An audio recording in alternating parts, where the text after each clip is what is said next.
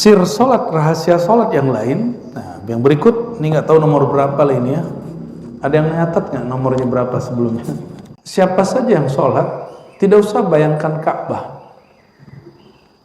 Bayangkan dia menghadap Rabbul Ka'bah, Tuhan pemilik Ka'bah. Ya Allah, sujud kepada Engkau pendengaranku, penglihatanku, lisanku, kolbuku, darahku, dagingku, tulangku. Kita sebut ini peleburan, sujud peleburan, sujud fana. Yang kami ambil hadis itu, ya, kita bawakan ke syahadat. Asyhadu, aku leburkan, aku bersaksi bahwa diriku, tubuh. Untuk teman-teman yang menonton kajian ini, jangan lupa bersalawat kepada Nabi kita Rasulullah Muhammad sallallahu alaihi wasallam. Allahumma salli ala Muhammad wa ala ali Muhammad. Walaupun tadi sudah baca suratul Fatihah, kita ulang lagi. Fatihah kita kirimkan untuk Nabi Muhammad sallallahu alaihi wasallam dan pengarang kitab ini dan murid-murid beliau yang merupakan guru daripada kami. Al-Fatihah. Bismillah. Syaratul ladzina.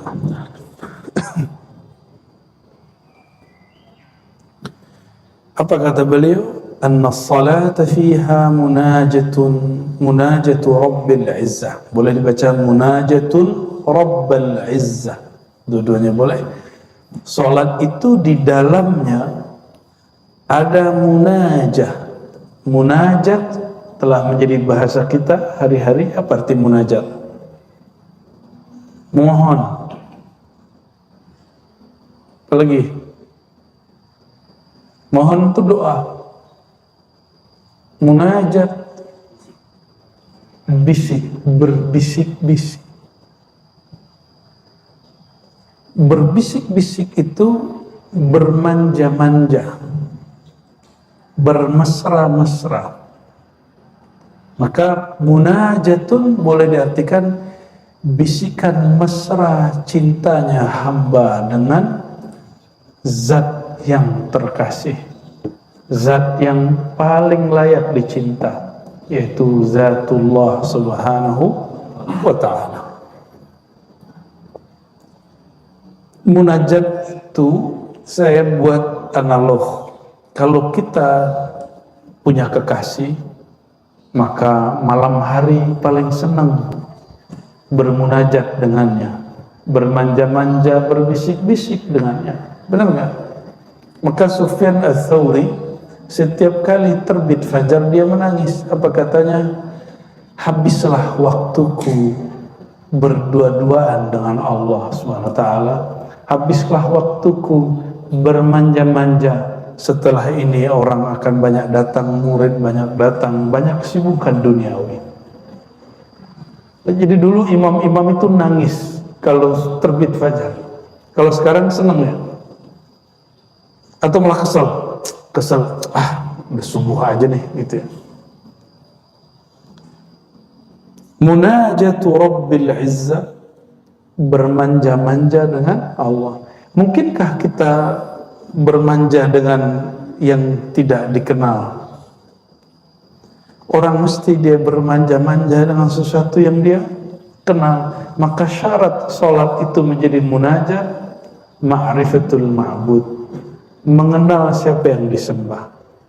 Karena ma'rifat mengenal Allah itu tiada batasnya, maka jangan berhenti belajar ilmu tentang Allah Subhanahu wa ta'ala. Dan gak ada namanya orang paling mengenal Allah setelah Nabi Muhammad SAW, kecuali pewaris mutlak beliau yang Allah rahasiakan. Ya. Hari ini banyak orang jualan obral ma'rifat, terus ngaku dirinya satu-satunya yang bisa menghantarkan murid kepada Allah. Nah begitu, itu Arab Badui begitu. Arab Badui datang kepada baginda lalu mengatakan, ya Rabb irhamni wa Muhammadah, sayangi aku dan Muhammad saja, jangan yang lain. Sama persis, yang bisa bawa ke Muhammad cuma saya. Orang-orang begitu, na'udzubillah min dzalik, orang-orang yang telah mengerdilkan rahmat Allah Subhanahu wa ta'ala. Betul guru kita pintar, tapi di luar guru kita Allah juga maha luas kasih sayangnya, pasti dibagi-bagi beberapa. Dari Sayyidina Anas radhiyallahu taala anhu, qala an-nabiy sallallahu alaihi wasallam, innal mu'mina, sesungguhnya orang beriman, idza kana fi shalah, jika dia salat, ini orang mukmin, fa innama yunaji rabbah, dia sedang bermanja-manja, berbisik-bisik kepada Allah. Oke? Kalau orang nggak beriman, bisik-bisik itu cepat-cepat gak?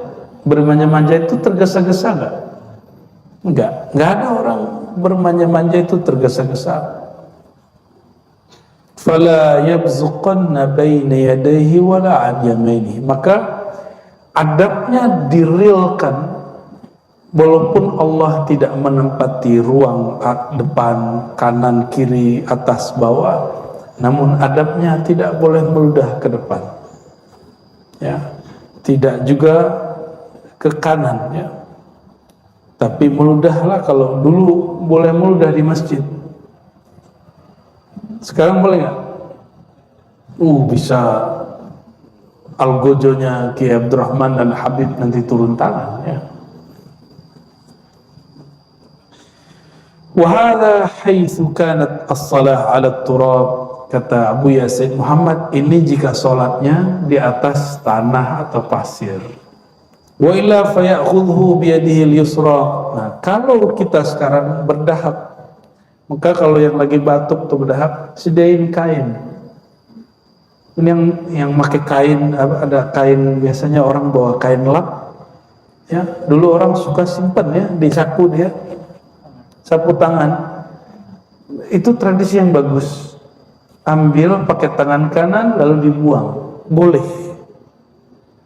Nah, kata beliau, fayakhuzahu biyadihi al-yusra kama nussa alaih, maka ambillah dengan tangan kiri lalu simpan lagi. Itu sunnah sebenarnya, ya. Ansai kepada Allah. Dan wala an yaminihi, juga jangan di kanannya, karena di sebelah kanan ada malaikat salat. Jadi setiap salat ada malaikatnya. Apa doa malaikat? Allahumma salli ala fulan, ya Allah turunkan rahmat kepada si fulan. Kalau kita meludah ke kanan, itu malaikat pergi, ya. Wal yabsuq an yasari aw tahta qadamihi falyadfinha. Kalau dia mesti juga meludah, maka ke kirinya atau ke bawahnya, atau sesuai kalimat tadi, dia pakai kain, pakai tangan kiri lalu dia simpan lagi. Jangan ditelan, ya. Itu dahanya jangan ditelan. Jorok kali itu. Ya. Masa gitu, ya. Jadi sunnah sekarang membawa apa? Sapu tangan itu kalau sholat, terutama bagi yang ada lendir-lendir atau dahak. Kalau enggak usah, enggak apa-apa, ya. Tisu lebih baik. Dulu belum ada tisu, bid'ah juga itu kayaknya tuh, ya.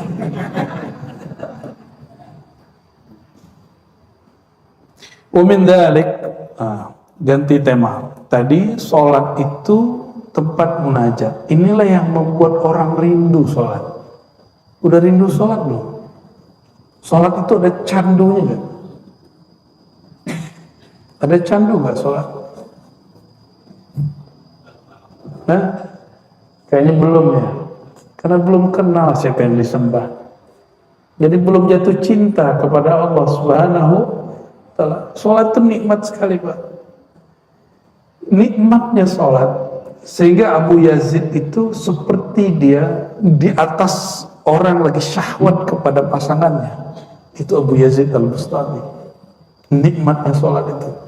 Itu yang disebut nikmat surga yang disegerakan. Maka Nabi SAW mengatakan, hubbiba ilayya minad dunya at-tib wan nisa wa ju'ilat qurratu aini fi shalah. Aku dibuat oleh Allah senang kepada yang harum, yang bersih, yang rapi, dan lawan jenis. Tetapi pelipur laraku hanya di dalam sholat, bukan hidup yang rapi, bukan pasangan, tapi apa yang membuat Nabi terobati kolbunya? Fis sholat, di dalam sholat, ya.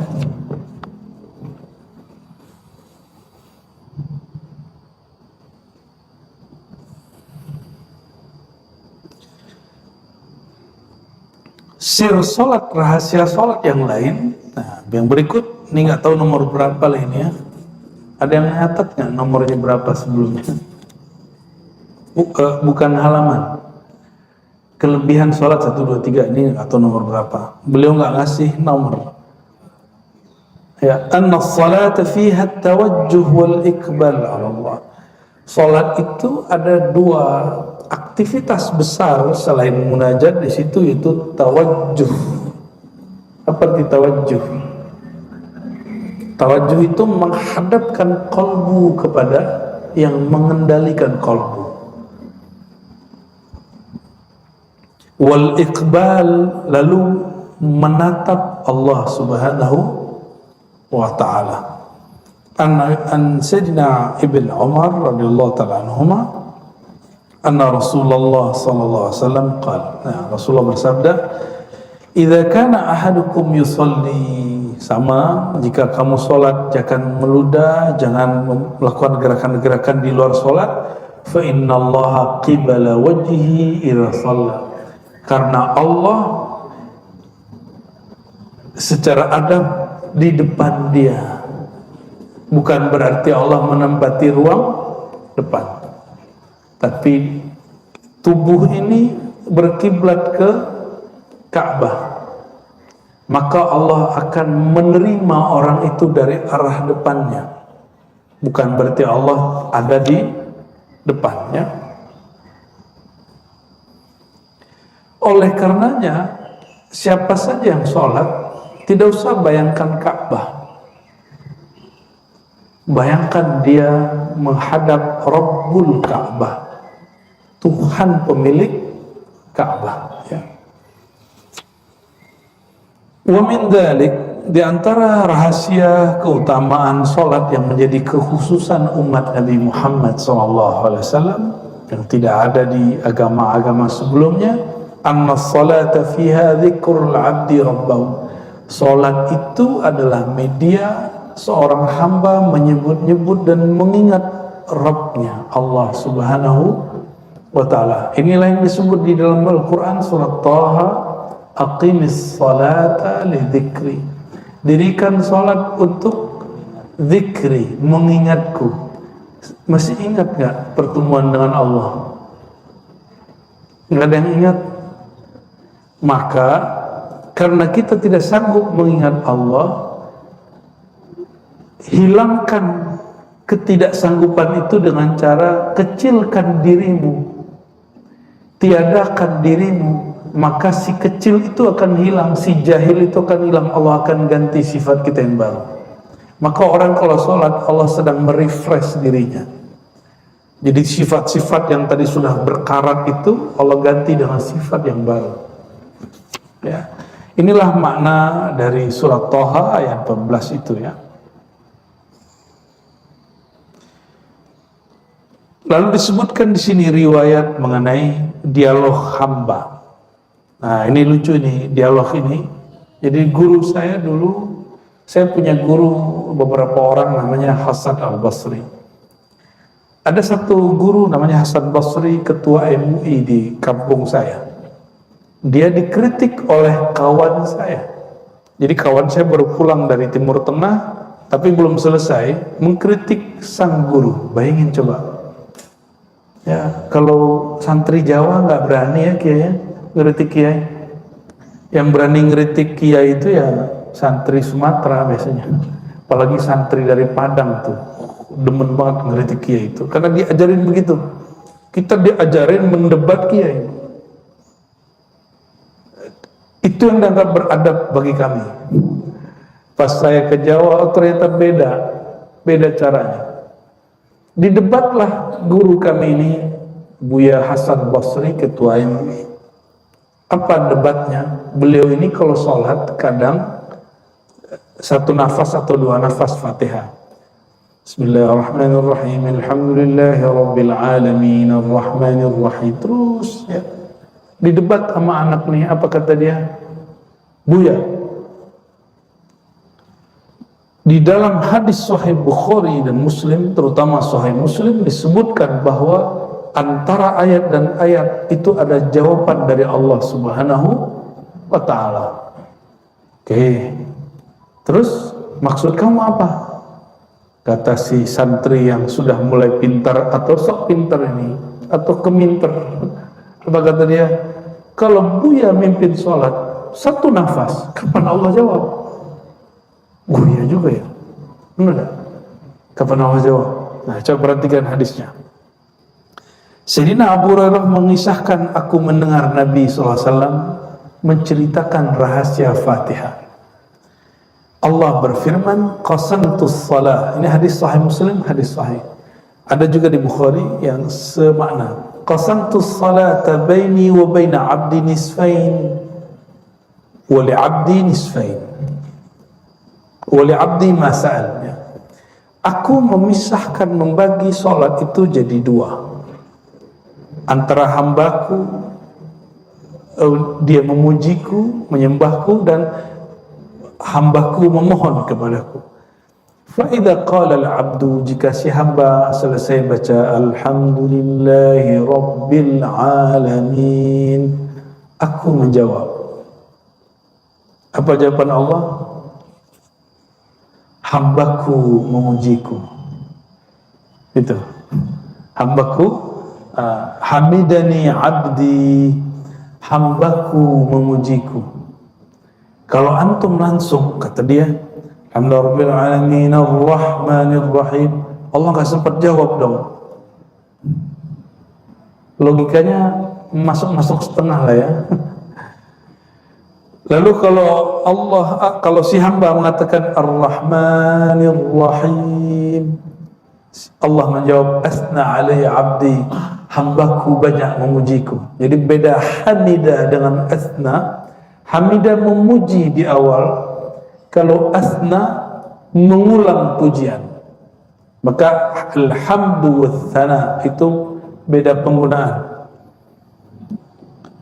Jika si hamba membaca Malik Yaumiddin, ini yang tadi saya tinggal sedikit ya, Malik Yaumiddin, maka Allah menjawab, Majjadani abdi, hambaku sedang mujiku. Jadi ada al-majd. Jadi pujian yang sudah lebih dari banyak disebut tamjid. Innaka hamidun majid. Hamid terpuji, majid sangat-sangat terpuji. Fawwada ilayya abdi, lalu hambaku menyerahkan urusannya kepadaku.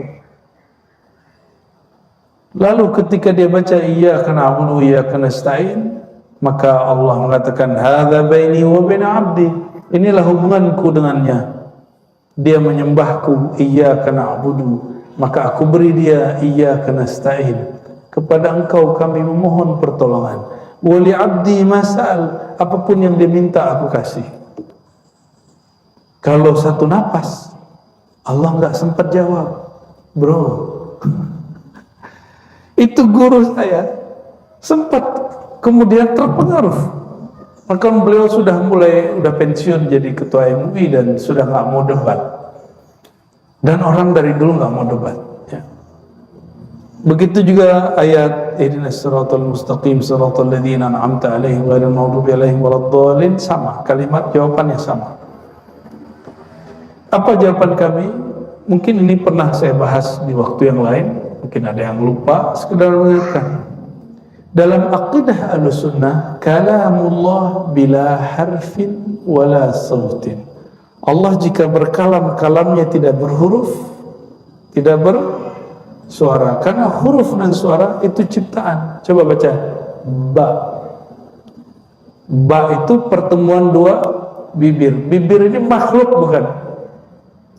suara, nafas, lalu titik-titik tempat keluar huruf, itu makhluk bukan? Maka bunyi yang keluar dari mulut namanya ba, alif, semua itu adalah makhluk.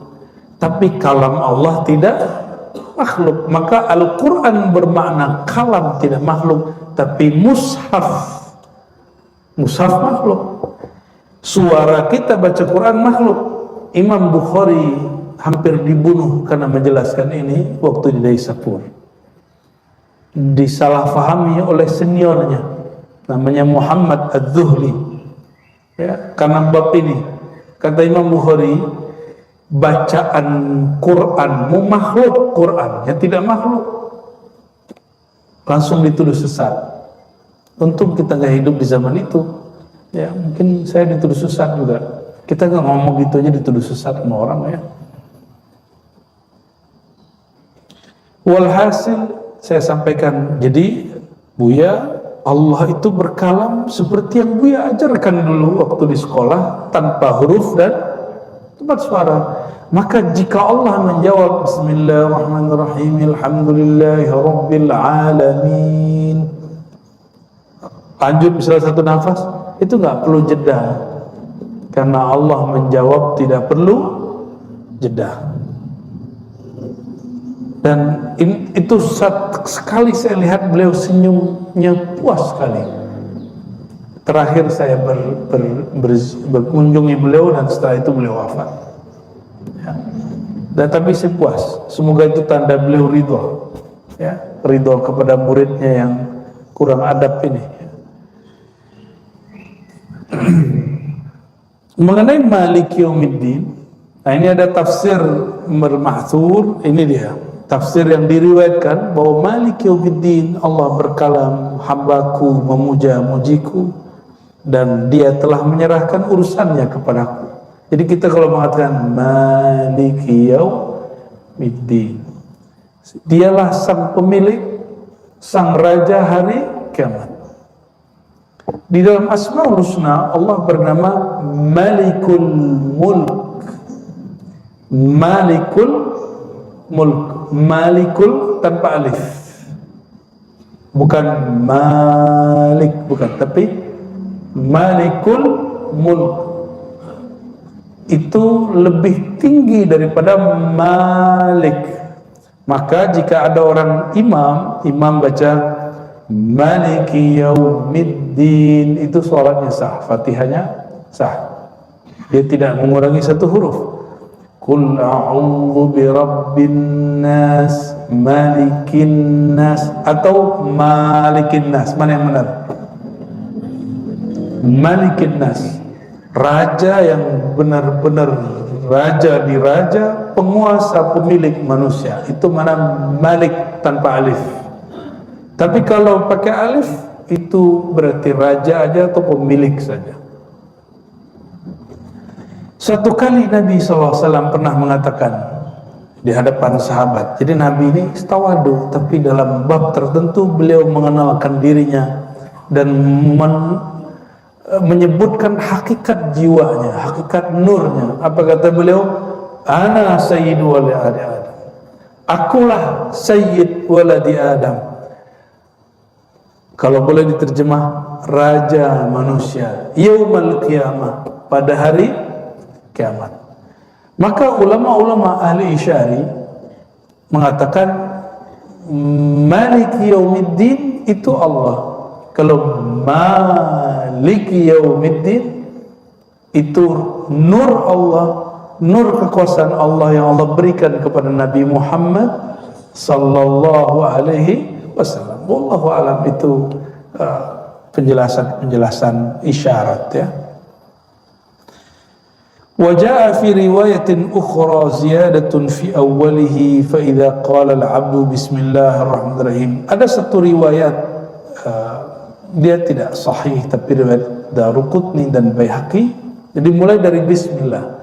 Jika si hamba baca bismillah, maka Allah mengatakan dzakarani 'abdi, hambaku menyebut-nyebut namaku, mengingat aku. Senang diingat sama orang, ya, senang diingat. Itu namanya sifat jalal Allah yang Allah sertakan pada diri kita.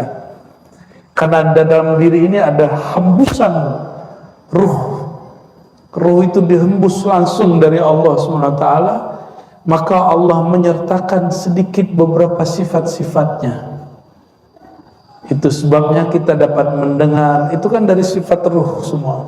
Melihat, ya. Kalau nggak ditiup, itu tubuh nggak bisa mendengar. Dan juga termasuk karakter ingin diingat. Ya. Orang kalau faham ini, mengingat dia akan dihantarkan mengingat Rasulullah, mengingat Rasul akan menghantarkan dia ingat kepada Allah. Itu yang disebut di hadis Imam Ahmad, Imam Ibnu Majah. Man awliya Allah, siapakah wali Allah wahai baginda? Beliau menjawab, man idza ra'aitahu dzukirullah. Orang yang jika engkau pandang, engkau ingat, engkau visualkan, engkau bayangkan, engkau kirimin Fatihah, mengingat dia menghantarkan engkau mengingat Allah Subhanahu wa ta'ala. Kenapa? Bukan lagi fisik dia yang kita lihat, tapi sirruhnya yang bersumber dari hembusan Allah Subhanahu wa ta'ala. Itulah guru mursyid. Itu yang disebut guru. Jadi orang kalau dapat ijazah 7, pandang dia nggak membuat kita ingat Allah, maka dia bukan mursyid kita.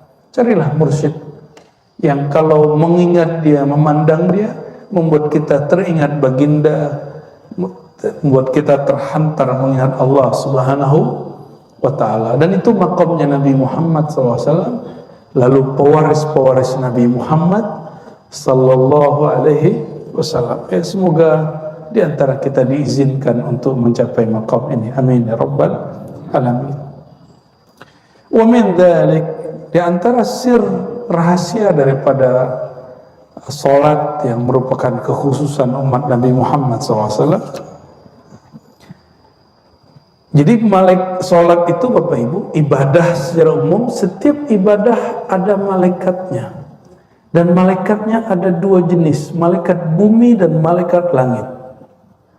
Khusus Fatihah yang dibaca dalam sholat itu ada bacaan amin. Coba amin. Nah ini amin. Yang bisa bahasa Arab, amin itu terjemahannya apa? Hah? Coba tasrifnya apa? Kan kata Arab itu bisa diderivasi, dirubah. Shalla yusalli salatan. Amin apa? Nggak ada kata sepakatan ulama, karena itu bukan bahasa Arab yang bisa ditasrif. Di bahasa Arab yang unik, dia bahasa Arab alam sana. Itu bahasa Arab alamnya malaikat. Maka ketika orang baca waladhdallin, jangan terlalu panjang doanya ya. Waladhdallin, ya. Dan jangan kemudian didengung terlalu panjang.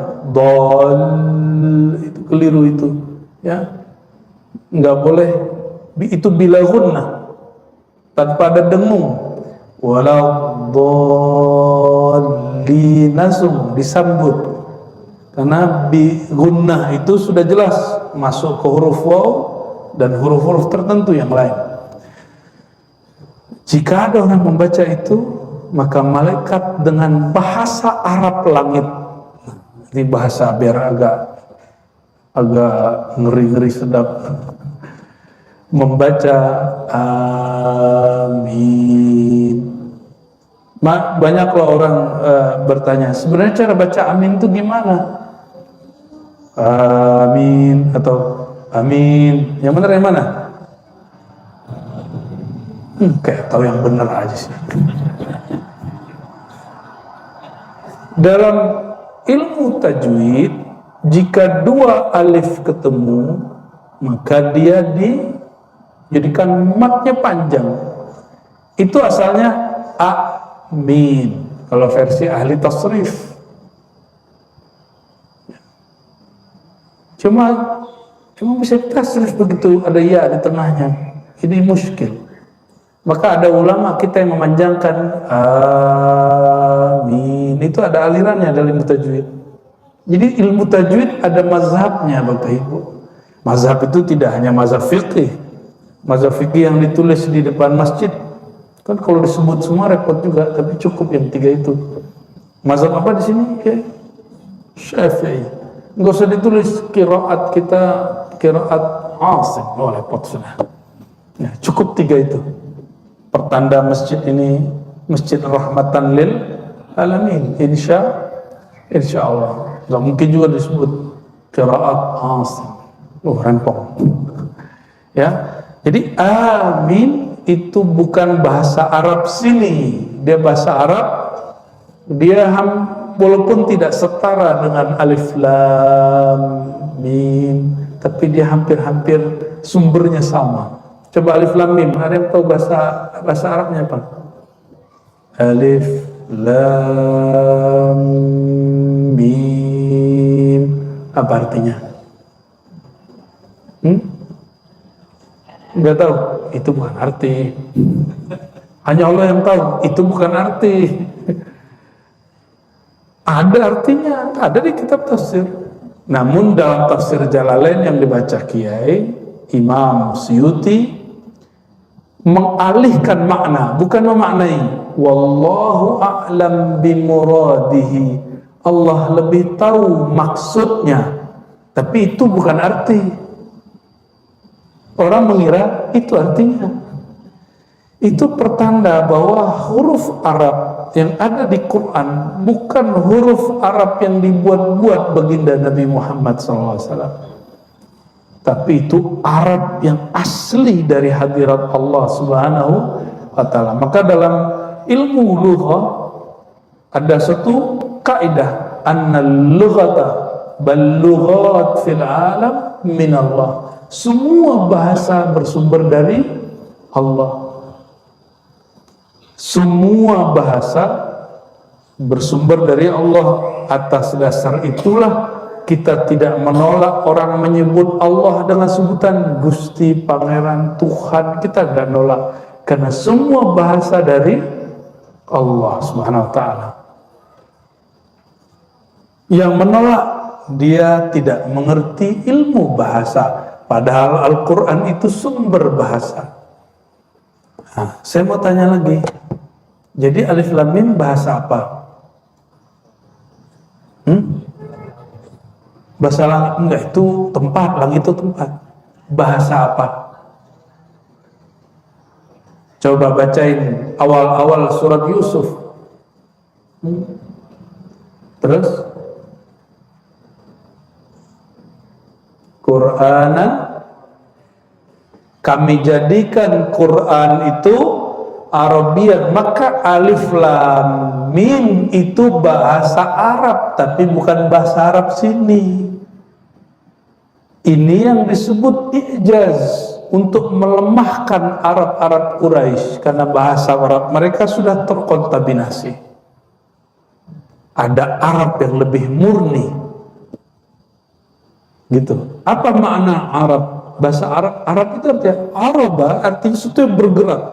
Maka huruf bahasa Arab, harokat itu artinya gerak.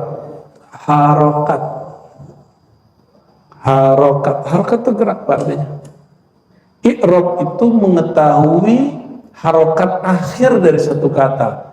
Dan satu kata tidak selalu stagnan seperti bahasa Indonesia. Saya makan, bisa nggak? Saya makana, makani, makanu, nggak ada. Dalam bahasa Arab, makan itu akala, yakulu, yakul, kulu, kuli, banyak sekali. Itu disebut dengan i'rab. Maka bahasa Arab itu bahasa yang bergerak. Dan dia selalu bergerak. Jadi alif lam mim bahasa apa? Alif lam mim bahasa apa? Bahasa Inggris. Bahasa Arab. Tidak ada di dalam Al-Quran satu kata, satu huruf pun di luar bahasa Arab. Karena dia bahasa Arab pasti ada maknanya. Namun tidak semua diketahui oleh para ulama. Hatta sekelas Sayyidina Abu Bakar As-Siddiq dibacakan ayat wa fakihatan wa abba. Orang nanya, ya Abu Bakar, apa itu fakih, apa itu abba? Kalau fakihah kami tahu buah. Abba, mana abba? Apa kata Sayyidina Abu Bakar? Seandainya saya taruh kepala saya di bawah kolong angin manapun, ini kepala nggak berani menerjemahkan, menafsirkan ayat sesuka hati. Selevel Abu Bakar, Sayyidina Abu Bakar, nggak mesti sesat, bisa keliru, bisa tidak tahu, lalu ia menunjukimu. Tapi sama kawan saya yang baru hijrah jadi ustadz, apa kata dia? Rasulullah pernah sesat. Orang kalau baca Quran nggak belajar akidah, sesat menerjemah Quran. Oleh karena itu akidah minal Quran, akidah itu bagian dari Al-Quran. Kalau kita pakai Quran, ada nggak sholat 5 waktu? Sholat cuma 3 waktu. Aminah Wadud, tahu Aminah Wadud yang mimpin sholat Jumat perempuan? Itu kita tanya, kenapa sih ente mimpin sholat Jumat? Apa jawaban dia? Di Quran nggak ada larangan perempuan jadi imam sholat Jumat. Iya juga sih ya, tapi blow on.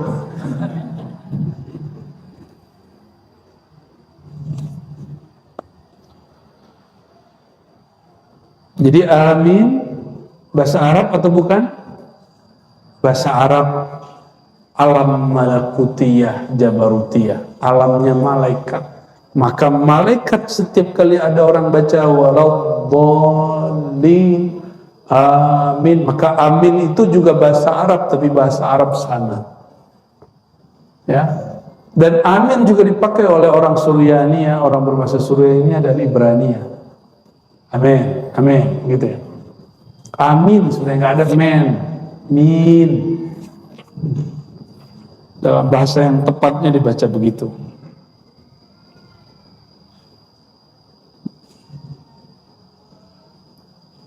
Apa dalilnya? Diriwayatkan oleh Sayyidina Abu Hurairah radhiyallahu taala anhu, Nabi SAW bersabda dalam hadis yang sahih riwayat Imam Bukhari dan Muslim, "Idza ammana al-imam fa aminu." Jika imam mengaminkan, maka aminkanlah olehmu, fa innahu man wafaqa ta'minu ta'minal malaikah. Siapa yang aminnya, ini mumpung kan sudah selesai aminan kan, sudah selesai kan 01, 02, 03. Ini hebat sekali nih kita nih, keramat nih, mengarang kitabnya keramat nih. Tahu aja kita ngajinya setelah pemilu. Karena babnya amin kayak cocok logi yang cocok. Siapa yang beriringan antara aminnya dengan amin malaikat yang di sana? Saya tanya guru saya, itu aminnya di malaikat mana? Guru saya nggak ada yang jawab. Ketemu di kitab Imam Al-Jili, beliau mengatakan, waktu ruhku diperjalankan, aku melihat bahwa itu di langit keempat. Wallahu a'lam bis-shawab. Ya. Jadi malaikat di langit sekian itu mengaminkan yang tadi antum baca waktu subuh. Waladhdallin amin. Dan ini dalil bahwa amin adalah salah satu bahasa malaikat, dan ini juga dalil bahasa malaikat, bahasa Arab. Bahasa malaikat, bahasa Arab. Ghufira lahu ma taqaddama min dzambih, maka diampuni dosanya yang berlalu. Jadi pengampunan dosa itu ada yang cara ekspres, ini dia. Ada yang cara panjang, puasa Ramadan 30 hari, qiyamul lail 30 hari. Apalagi ada yang tobat, ada yang kafarah, ya. Ada macam-macam. Nah, ini cara ekspres. Paling gampang tuh baca Fatihah, diampuni dosanya. Namun masalahnya, kapan kita tahu amin kita sama dengan amin malaikat? Ada yang tahu? Kalau ada yang tahu, bagi tahu kita lah. Ya, pura-pura nggak tahu saya. Ya. Emang nggak tahu, hanya Allah yang maha tahu. Kita ini hanya diberitahu. Ditahunya insan diberitahu oleh yang maha tahu. Juga disebutkan oleh riwayat Imam Bukhari Muslim yang lain bahwa idza qala ahadukum amin, jika kamu membaca amin, qalatil malaikatu fis sama, malaikat yang di langit juga membaca amin, fawafaqat ihdahumal ukhra, samalah aminmu dengan aminnya dia, ghufira lahu ma taqaddama min dzambi, diampuni ya. Berarti Al-Fatihah sendiri sudah sangat ajaib ya, sangat ajaib. Nah, jadi ketika disebut bahwa Al-Fatihah dialog hamba dan Allah, Allah membalas pujian hamba, maka seorang guru saya mengatakan, tahukah engkau sholawat Allah pada dirinya? Sholawat Allah pada dirinya adalah suratul Fatihah. Wallahu a'lam bishawab. Itu ilmu hikmah kerohanian ya, bukan hikmah kesaktian. Wa min dzalik, halaman 66. Di antara sir rahasia salat itu, tanha sahibaha anil fahsya'i wal munkar. Tanha itu menahan, bukan melarang. Ya, terjemahan di sini apa? Nahi mungkar itu bukan melarang, tapi menahan. Nahan ya. Menahan pelaku sholat dari fahsya, dari perbuatan keji, wal munkar, dan sesuatu yang tidak dikenal nilai baiknya. Jadi apa yang disebut munkar? Yang tidak dikenal sisi baiknya disebut munkar, diingkari, tidak dikenali.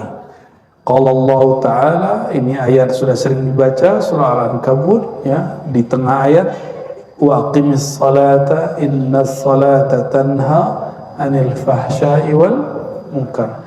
Dirikanlah salat karena sesungguhnya salat menahan daripada fahsya dan munkar. Wala dzikrullahi akbar, sungguh mengingat Allah itu lebih besar. Wala dzikrullahi, lebih besar dari apa? Dari dunia dan seisinya.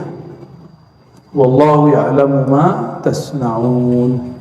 Karena zikrullah itu besar efeknya, maka fahsya dan mungkar, keji dan kemungkaran itu terpinggirkan sendiri. Jadi kalau ingin memberantas keji dan mungkar, jangan langsung sweeping. Dirikan di tempat itu sholat. Hidupkan majelis-majelis yang mengajarkan sholat di situ. Baru kalau antum mau sweeping, izin dulu dengan polisi ya kan, kerjasama kalau perlu. Jadi jangan main langsung sweeping, itu bid'ah ya. Hisbah kita, nahi mungkar kita dimulai dengan al-amru bil ma'ruf. Salat itu ma'ruf, dirikan dulu yang ma'ruf, kemungkaran akan rontok dengan sendirinya. Jangan berantas kemungkaran dulu, itu tidak sesuai dengan ajaran Nabi Muhammad sallallahu alaihi wasallam. Faqad amara subhanahu wa ta'ala bi iqamati as-salah wa bayyana athara as-salah fi man aqamaha anna tanha 'anil fahsya, sampai akhir. Lalu ini barangkali terakhir pada pagi ini, anna as-salata tuhadzibul 'abda min as-sifati adh-dhamimah. Sholat itu mentahzib, melatih, membersihkan, merapikan, itu tahzib.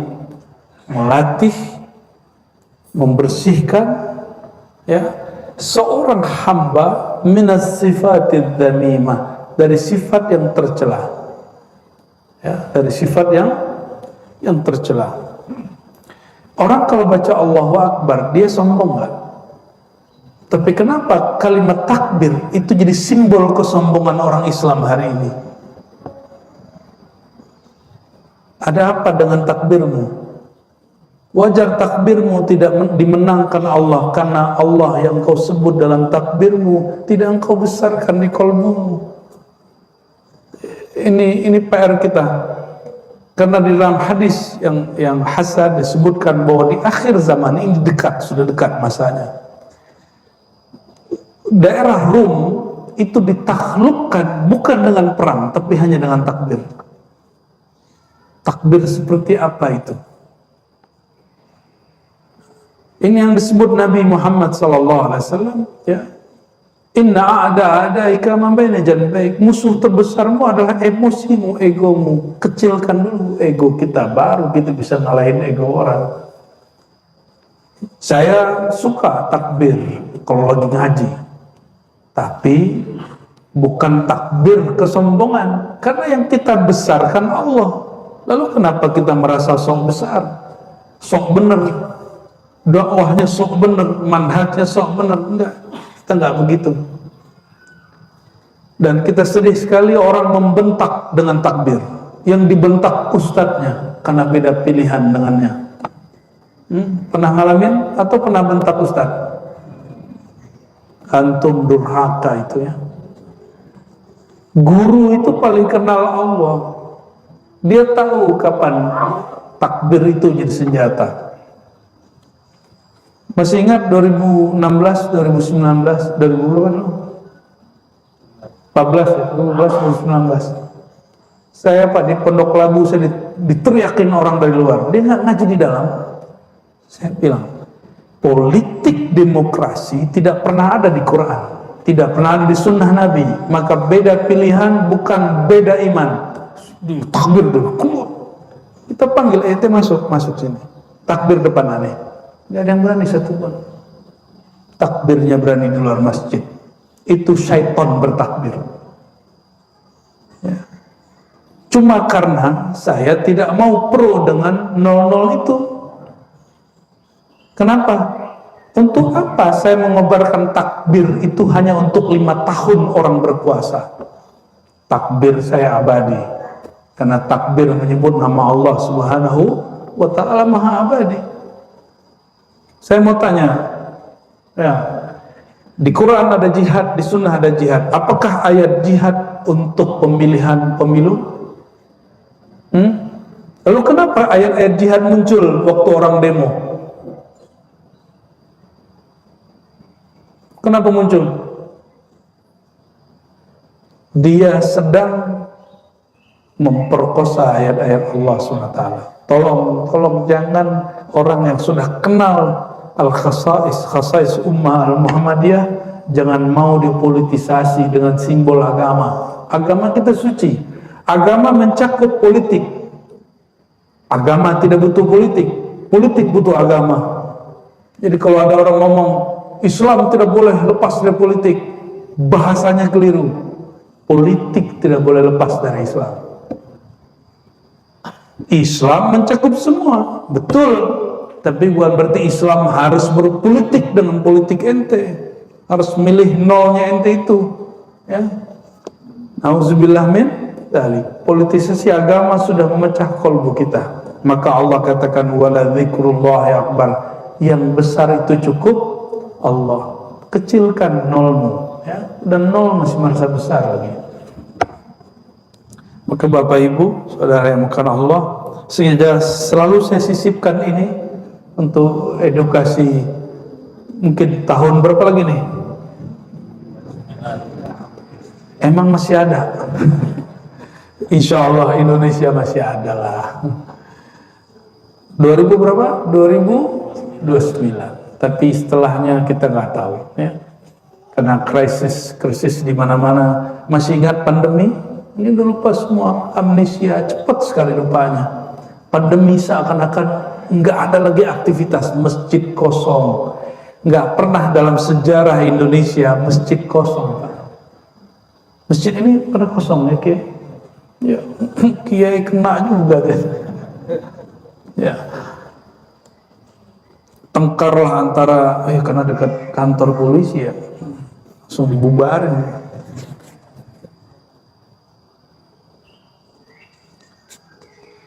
Dan dalam hadis dikatakan nanti di hari kiamat akan muncul orang gak ada haji. Untungnya pandemi kemarin orang masih ada haji. Oh, berarti bukan yang kemarin. Cuma mungkin kemarin itu trial. Kita nggak tahu suatu saat akan muncul lagi begitu. Wallahu a'lam. Ini bukan nakut-nakutin, ini memang menakutkan. Tapi tenang, waladzikrullahi akbar. Mengenal Allah itu lebih besar. Menyebut nama Allah itu lebih besar. Gak usah khawatir nanti paceklik katanya El Nino, El Nano, El Nino, terserah dia mau datang. Ya, karena dalam hadis disebutkan nanti sebelum Isa turun, Dajjal muncul, Al-Mahdi berjuang, nanti ada 3 tahun masa paceklik. Hujan gak turun, gagal panen di mana-mana, kelaparan di mana-mana, orang berebut air, berebut nasi, berebut semua. Sebelum masa itu datang, berlatihlah tidak bergantung dengan air, bergantunglah dengan zat yang menciptakan air. Jangan bergantung dengan lagi nasi. Mulai bukan pengen sehat, bukan, tapi ingin menyehatkan kolbu. Ya. Waktu bulan tahun 2020 masih ingat bulan puasa, orang panik buying. Ya. Karena ada yang mengatakan 15 Ramadan terjadi dukhon. Akhirnya pada borong beras habis di banyak gudang. Ini Ustadz nggak tanggung jawab. Habis itu dia mengatakan hadisnya dhaif, tapi orang sudah panik duluan. Wala yasta'fu minan nas. Dia nggak minta maaf sama orang. Minimal dia minta ampunlah kepada Allah Subhanahu wa taala karena bikin gaduh. Sayyidina Muaz, jangan kambat kajian Bapak Ibu. Mimpin sholat itu kurang 1 orang, terganggu 1 orang karena sholat dia kepanjangan. Nabi langsung kasih gelar, afattanu anta Muaz, kamu pengacau umat hai Muaz. Menggigil Muaz begituin. Makanya Muaz dididik oleh Rasulullah SAW, akhirnya paling mengerti halal haram. Dididik begitu sama Rasulullah SAW. 1 jamaah berkurang, 1 jamaah terganggu dengan imamnya dia. Bayangkan ceramah-ceramah kita hari ini mengganggu banyak orang. Nauzubillah min dzalik. Kasihlah ceramah yang rahmah ya. Enggak, Islam itu tegas. Tegasnya Rasulullah itu dengan rahmah. Dalam lembutnya dia tegas, dalam tegasnya dia sayang. Nabi itu tegas bukan untuk kebencian. Nabi itu lembut bukan karena kelemahan, tidak. Karena yang dapat mengalahkan kekasaran, kezaliman itu cuma kelembutan. Coba antum lihat, mohon maaf, pemimpin mana yang senang dihujat, pasti dihancurin orang menghujat dia. Tapi wallahi saya menyaksikan di hampir semua negara dan dalam sejarah Islam, pemimpin-pemimpin yang zalim takluk kepada ulama yang kolbunya lembut. Takluk. Dalam silsilah zikir kami, Thariqah Naqsyabandiyah Khalidiyah, itu ada seorang imam namanya Yusuf Al-Hamadani. Yusuf Al-Hamadani punya guru Abu Ali Al-Farmadi. Ini sezaman dengan Ghazali. Yusuf Al-Hamadani ini murid dari Abu Ali dan dia kawan sama-sama santri dengan Ghazali. Yang kita kenal siapa? Imam. Jadi ada nama Yusuf Al-Hamadani, ada Ghazali. 2 orang ini Imam Ghazali jadi profesor kesayangan Perdana Menteri. Yusuf Al-Hamadani orang yang paling disegani Perdana Menteri. Itu kalau Yusuf Al-Hamadani datang di majelis tempat duduknya Perdana Menteri dan Raja, langsung rajanya turun, Pak. Turun, tafadhal Syekh. Gak berani dia duduk di situ. Padahal Yusuf Al-Hamadani tidak pernah ngata-ngatain si Raja, Perdana Menteri.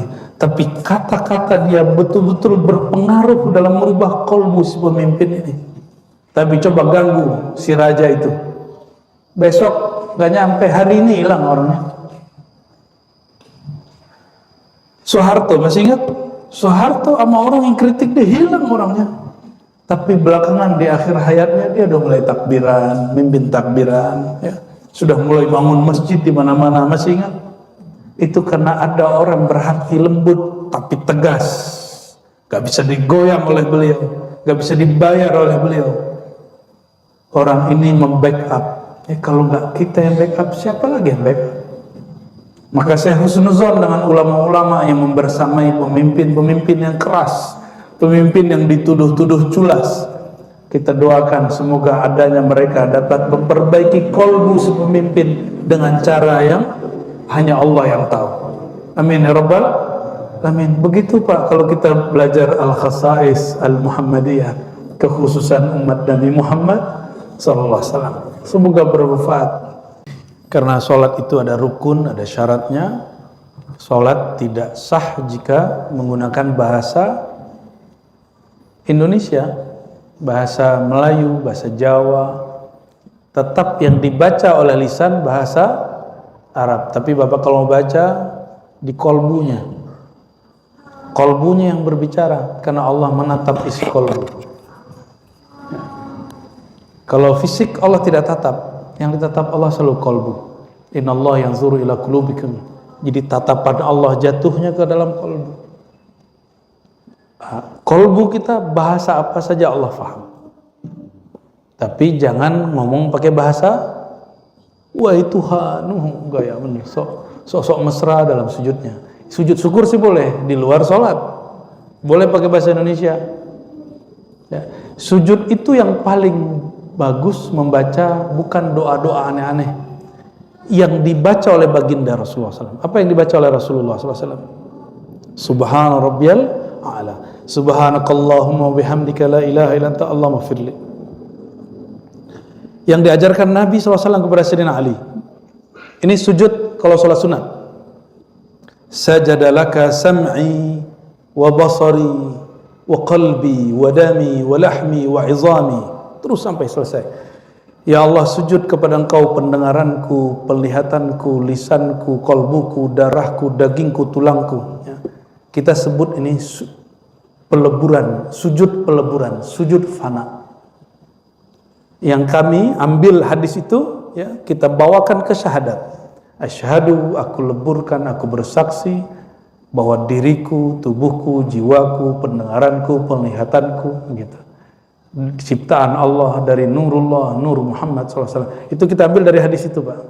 Hadis Imam An-Nasai dalam kitabus sholahnya, beliau meriwayatkan bahwa Sayyidina Ali ketika sujud itu yang dibaca.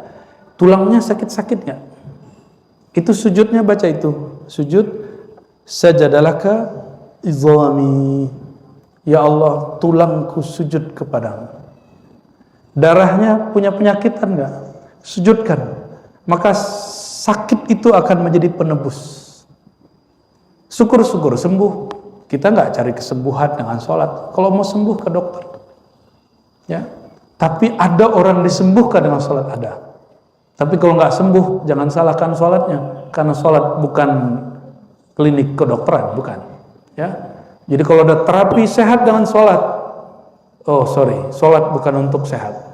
Tapi rahasia sholat biasanya orang dapat sehat. Mohon maaf Bapak Ibu, mohon maaf mungkin ada yang sudah duduk di atas kursi. Tapi kalau orang rajin dia tahajud dari mudanya, dia nggak akan kemudian sulit dari atas ke bawah. Dia pasti bisa. walaupun dia kalau jalan sudah ringkih. Ini yang saya rasakan selama bulan puasa, jadi badan saya agak sakit-sakitan sebelum Ramadan. Tapi dengan tarawih kan 20 rakaat semalam naik turun. Ternyata tulang kita jadi kuat, persendian kita jadi kuat. Jadi tubuh ini Allah ciptakan untuk bergerak, bukan diam. Maka bagian yang paling sering diam itu punggung. Nabi sering bekam di situ. Dibuang darahnya, karena Imam Syafi'i pernah berkalam, satu cairan, satu yang bersifat cair, diam pasti membusuk. Maka darah-darah kita itu jadi kotor di punggung. Ini yang bikin sakit. Cukup 1 senti ada pembekuan sedikit saja, bahkan sekian mili, punggung kita langsung pegal-pegal. Dan itu hanya dengan ruku dan sujud. Tapi ingat, ruku sujud bukan untuk menghilangkan sakit punggung. Ya, nanti salah niat. Saya udah ruku, udah sujud, gak sakit, hilang-hilang. Ya iya, ente habis